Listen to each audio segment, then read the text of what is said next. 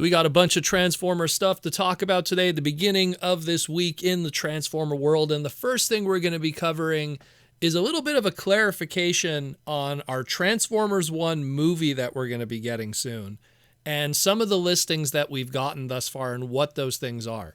So we got a bunch of listings for Transformers 1. It gives a clarification of what one of the code names were. What code names are is sometimes you have listings of Transformers product and they try to kind of cover up who the character is and who would be a character in the movie, and so you don't spoil and find out who are in these movies. And so we now know that Admiral, that code name, will be Optimus Prime. So we got a bunch of listings here now of Optimus Prime listings, now knowing that Admiral is Optimus Prime, as well as descriptions of what these things are. So first up, the Admiral listing. So we have the Transformers one-step cog changer, which they say here is a 10 centimeter tall figurine. It's obviously going to be a one-step figure. That's an auto changer. This is no surprise. And Optimus Prime is going to get a version of that. We have the one-step mega changer, which they say are 27.5 centimeters tall. We don't know what it is, but it is something. A one-step changer prime changer, which is 13 centimeters tall. All of these have Admiral applications to them of Optimus Prime. And then we got the battling figure, which says here, it comes in a 2-pack with a base and weapon accessory. Toy could be punched and rotated. Sounds like a Rock'em Sock'em Robot kind of thing. Transformers has done that in the past with the Battle Masters, so we'll see what happens with that one. And then, of course, you have the Transformers 1 2-in-1 masks, with an Admiral of that one, so there's going to be an Optimus Prime of that. We already kind of know what that is. We got the same thing in Rise of the Beast with Bumblebee and Primal, so no surprises there. The only Admiral stuff we didn't get updates on, we don't know about the Power Flip Admiral, the Ultimate Energon Admiral, sounds probably like a big expensive product, and the Energon Reveal Op, which is Optimus Prime also. So we'll see what happens with those. But now we got some a little bit more information on Transformers 1 and some of their listings.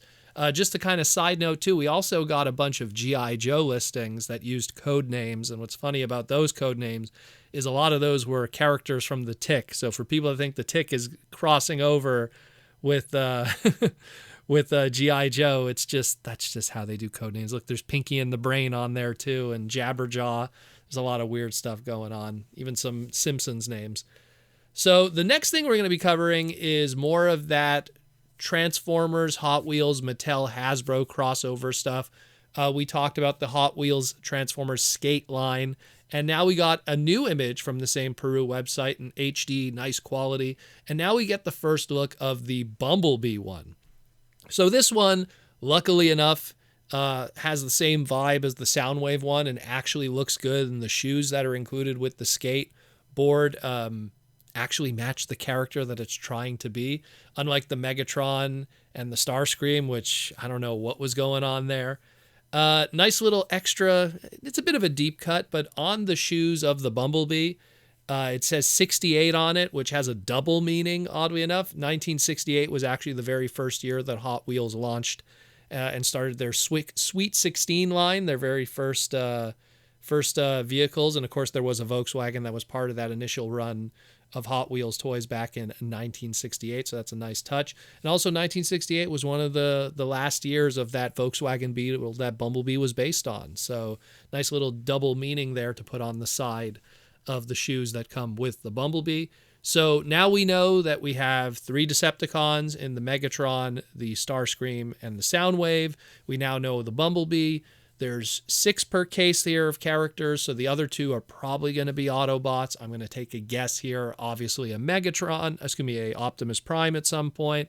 And who will be that last Autobot? I don't know. Maybe a Grimlock going off of the legendary 7 logic. I would imagine so when it comes to licensing. So we'll see with that. And who knows? Maybe it'll be a Jazz. Maybe it'll be a Hot Rod. Who knows? But probably Grimlock would be the obvious choice. And the last thing we're going to cover is there was an image that was kicking around over the past couple of days. I touched on it lightly during the live stream on Saturday, but I want a kind of more deeper visual explanation here. And there was a Transformers Legacy Velocitron Speedia 500 Voyager class override with a Cyber Planet key that was shown plugged in from a factory image. And we don't really know the legitimacy of this. If this is a legit thing, does this mean that the override mold had a cyber planet key on the sprues in the factory?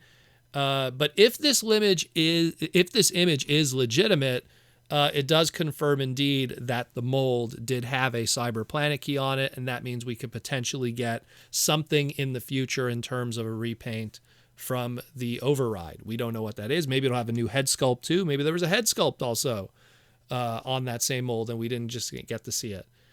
I mean, again, personally, I think that when you look at what's going on with the recent, Legacy United stuff, we're starting to get cyber planet keys.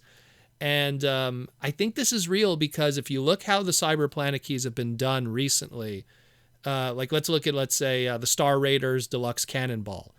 The black cyber planet key matches the black parts that are on the Cannonball because it's on the same sprue in the factory. The United Voyager class Cybertron Starscream has a clear purple cyber planet key to match the clear purple that's on the sprue of his weapons because that's on the mold in the factory. And the reason why I bring this up is because that's very different than what we normally had with cyber planet keys in late 2004, 2005, and 2006 during Galaxy Force and Cybertron back in the day. Because those cyber planet keys were done on a unique mold on the side of the figure, completely manufactured separately from the figures, so that those cyber planet keys could be picked and placed and put where they need to be with certain characters and not have to worry about the colors that were used with it.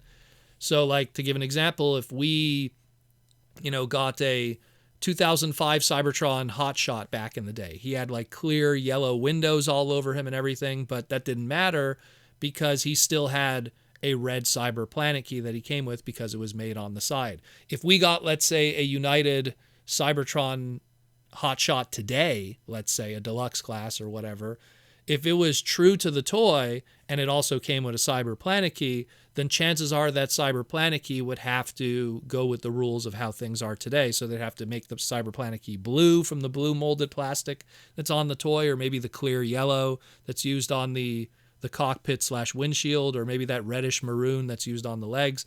You'd see differences with that. So then going back to the override we just talked about now, that cyber planet key that she comes with is a clear red, which matches the cockpit and the windshield on this. So chances are this is probably legit, but what leads to more than anything is that it means that at some point we're going to get a repaint or retool of Override, and she's going to come, or whatever this character will be that it's retool of, will come with a cyber planet key. Could potentially be the Override GTS black repaint, could be Black Nitro Convoy, could be something completely new that we're not really connecting the dots with right now, because they could probably retool a bunch of stuff and make a completely new character.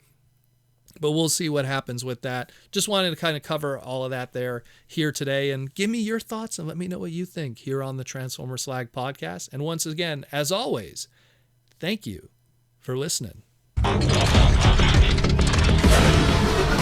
Transformers